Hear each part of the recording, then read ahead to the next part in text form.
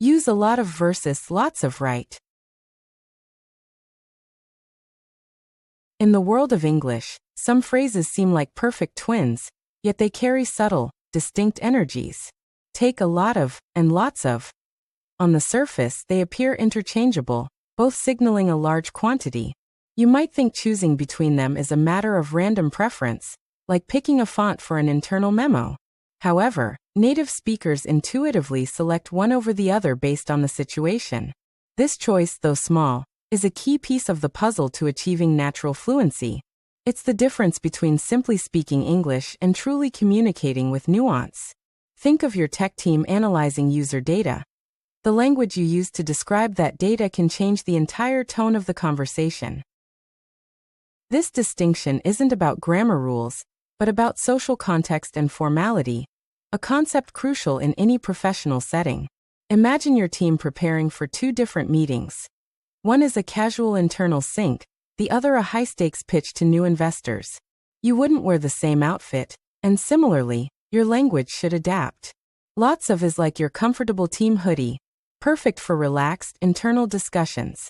A lot of is more like a crisp, business casual shirt, versatile and appropriate for almost any audience. Understanding this difference is your first step toward mastering the art of linguistic code switching. It's about being understood not just for your words, but for the subtle respect you show the context. So let's establish the foundational principle. Both a lot of and lots of are grammatically correct and mean the same thing. You won't be marked down on a test for using either one. The key difference lies entirely in the level of formality. Lots of is decidedly more informal and conversational. It's the version you'd use when chatting with friends or close colleagues over coffee. A lot of, on the other hand, is the neutral, all-purpose variant. It fits comfortably in both casual chats and formal reports. Think of it as the default setting in your communication software, reliable, safe, and universally compatible. Mastering this simple distinction moves you closer to speaking like a native. Now let's dive deeper into lots of. This is your go-to for informal, spoken English. It adds a friendly, relaxed, and almost enthusiastic tone to your statement. When your project manager says, "Great news, we have lots of positive feedback from the beta testers," it feels personal and celebratory. Using lots of helps build rapport and creates a sense of shared experience within a team. It's the language of collaboration and easy communication. However, you would likely avoid it in a formal written report or a grant application. It's like using an emoji in an email to your CEO. It might be fine, but it depends heavily on the established culture and your relationship. On the other side, we have a lot of. This is your wonderfully versatile and reliable choice. It's the Swiss Army knife of quantity expressions, equally at home in spoken and written English, formal or informal.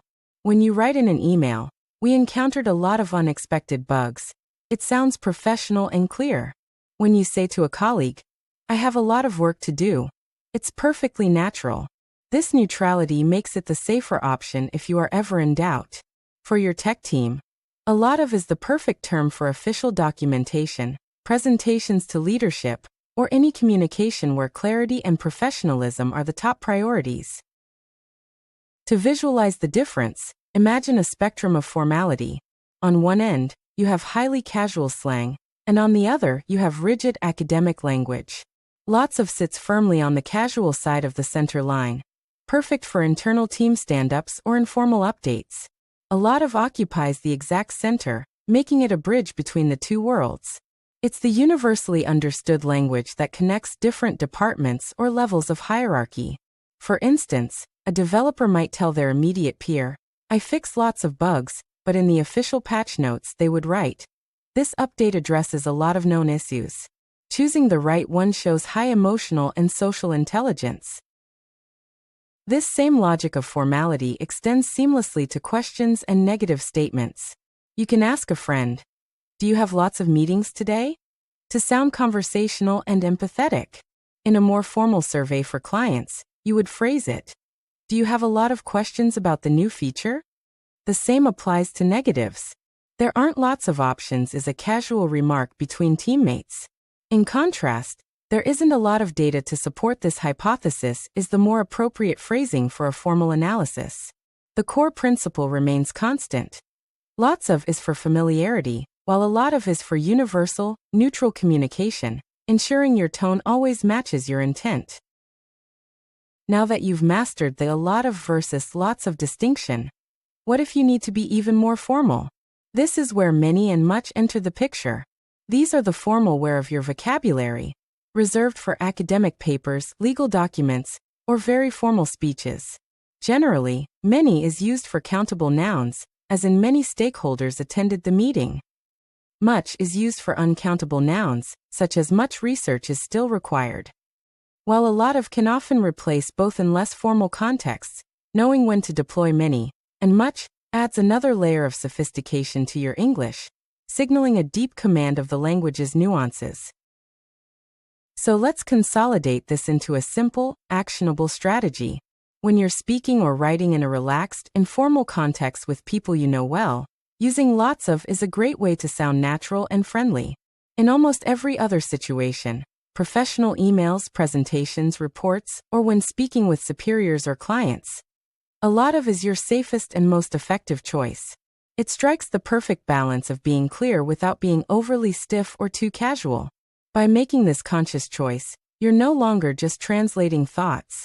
You're tailoring your message to your audience. This is the hallmark of an advanced and confident English communicator, a skill highly valued in any global team. Ultimately, achieving fluency is about more than just vocabulary lists and grammar rules. It's about understanding the subtle, unwritten rules of communication. The choice between a lot of and lots of is a perfect example of this. It's a small detail that has a big impact on how your message is received. As your team celebrates a successful project launch, the way they communicate their shared success matters. By paying attention to these nuances, you build stronger connections and navigate professional environments more effectively. You learn to speak not just correctly, but appropriately. For more insights into real-world English for the tech world and beyond, make sure to subscribe.